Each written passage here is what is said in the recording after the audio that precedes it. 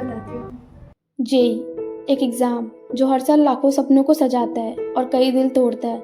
10th के बाद ही mechanics, salt analysis, quadratic ने एक नई दुनिया का दरवाज़ा खोल दिया। हम जेई एस्पिरेंट्स अपना सब कुछ छोड़ के एक एग्ज़ाम की तैयारी में लग जाते हैं। कुछ कोटा जाते हैं, कुछ घर में ही ऑनलाइन कोर्स लेते हैं, कुछ सेल्फ स्टडी, कुछ लोकल कोचिंग। सभी की तरह मैं भी गई थी, पर मेरी जगह बाकी से बहुत अलग थी। मैं गई थी सुपर 30, ये सोचकर अब तो आईआईटी या एनआईटी की टॉप ब्रांच लेके ही वापस आएंगे। सुपर 30, जहाँ एक साल के लिए अपने घर वालों से दूर थे। हमारे पास कोई फ़ोन नहीं था, ना स्मार्टफोन ना कीपैड। अपने पेरेंट्स से बात करने के लिए 15 दिन इंतज़ार करने पे 1 घंटे बात कर पाते थे। ऐसी जगह जहाँ बाहर नहीं जा सकते थे।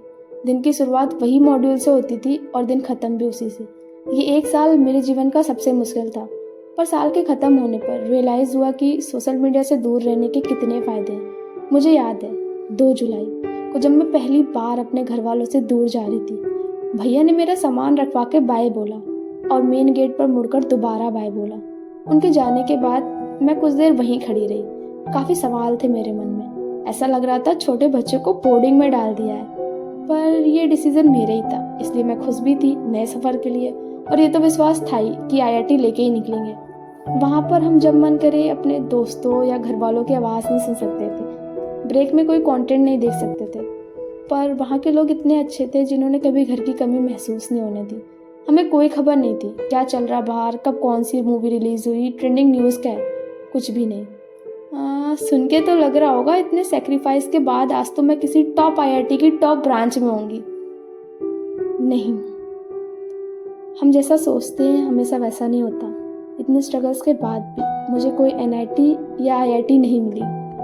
What does it mean? मैं फेलियर हूँ? मैं एक एग्ज़ाम नहीं क्लियर कर पाई? मेरे पेरेंट्स की एक्सपेक्टेशंस तोड़ दी मैंने? ऑफ कोर्स मुझे उस वक्त यही लग रहा था, और उस सिचुएशन को हैंडल करना आसान नहीं था मेरे लिए। क्यों होगा जब इतने स्ट्रगल्स के बाद भी नहीं मिला जो चाहिए था? मुझे पता है आप में से कई लोग मेरे सिचुएशन से डील कर रहे हैं या कर चुके हैं। जब रिजल्ट नहीं आया तो पहले यही लगा कि सब कुछ ख़त्म हो गया, पर सोचा कि सच में मैं फेलियर हूँ या एक अलग सफ़र की शुरुआत है।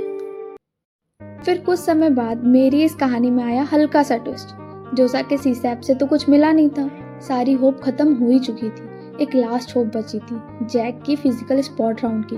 कोई उम्मीद नहीं थी, पर लगा कि एक बार ट्राई कर ही लेते हैं। गए वहाँ, सीट भी मिली, पर किसकी? NSUT waste campus.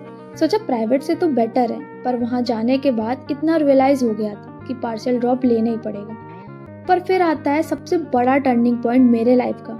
Internal upgradation का फॉर्म आया था। मेरा अपग्रेडेशन मेन कैंपस में नहीं होगा ये सोचकर मैं फॉर्म ही नहीं भर रही थी। डेडलाइन में बस 1 घंटा बचा था, सबने भर दिया था। फिर मैंने सोचा भरने में क्या जा रहा, एक और फेलियर देख लेंगे। फिर भर दिया। जब रिजल्ट आया, दिल दिमाग सब शॉक हो चुका था ये देख कर कि मुझे एनएसयूटी मेन कैंपस मिल गई है, जो कि एक TIR 1 इंजीनियरिंग कॉलेज है। यकीन ही नहीं हो रहा था। लग रहा था काफ़ी समय बाद कुछ अच्छा हुआ है। हाँ, जो सोचा था वो तो नहीं मिला था, पर जो भी मिला अब बहुत ग्रेटफुल हूँ उसके लिए। अब जब पीछे मुड़ के देखती हूँ तो रियलाइज़ होता है फेलियर एक फुल स्टॉप नहीं, एक कॉमा होता है जो ये बताता है स्टोरी अभी बाकी है और इसमें थ्रिल काफ़ी है। ज़िंदगी मेहनत का फल हमेशा देती है, बस वो कभी अनएक्सपेक्टेड ट्विस्ट के साथ आता है। कभी भी कोशिश करना ना छोड़ो, क्योंकि तुम्हारे सपनों का एक अलग रास्ता हमेशा होता है। मेरी एक बात हमेशा याद रखना, अगर तुमने मेहनत की है तो तुम्हें उसका फल ज़रूर मिलेगा, भले टाइम लगे। अब मैं एनएसयूटी के इस नए फेज में अपना 100% दे रही हूँ, नए सपने और नए गोल्स के साथ। और मुझे पूरा यकीन है ये सफ़र मुझे वही दिलाएगा जो मैं डिज़र्व करती हूँ। तो ये याद रखो, ज़िंदगी थ्रिलिंग है और तुम अपने कहानी के हीरो हो। All the best for your story. Bye.